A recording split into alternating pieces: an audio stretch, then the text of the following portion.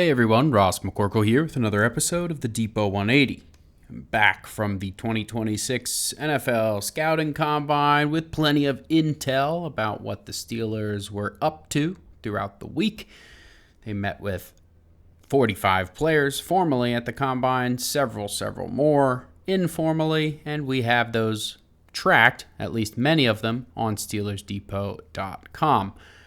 They met with a ton of wide receivers and cornerbacks and safeties, even some defensive linemen. Not as many offensive linemen as you would have thought, given Broderick Jones' spinal fusion surgery and Isaac Seumalo's pending free agency. But they did meet with a couple, at least the ones that we were able to track. And of course, Omar Khan spoke to the media, many pertinent topics that he covered, such as wanting Aaron Rodgers back, expecting that answer sooner rather than later. Obviously, free agency, which starts next Wednesday, March 11th, is a natural deadline because the Steelers are going to want to have things figured out. How are they going to attract free agents if Aaron Rodgers hasn't committed? Mike Tomlin used to be the selling point, but he's no longer there.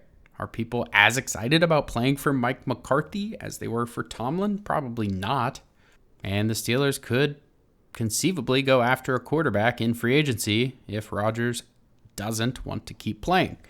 And so could that be Kyler Murray? Could that be Malik Willis? There might be other options. Tua Tagovailoa. Tagovailoa and Murray being released from their previous teams are going to come cheap. It's going to be like a Russell Wilson situation where they can sign for the league minimum. Do the Steelers want to explore that path? Omar Khan also talked about Will Howard and him eventually getting his opportunity, whether that be this year or in the future. It sounds like Howard might legitimately be the backup option if Rodgers ends up retiring.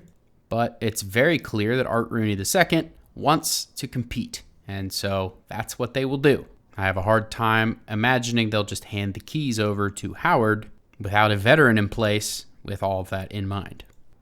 Offensive tackle Calvin Anderson became the first cut of the pre-free agency process for the Steelers. There's many more to track.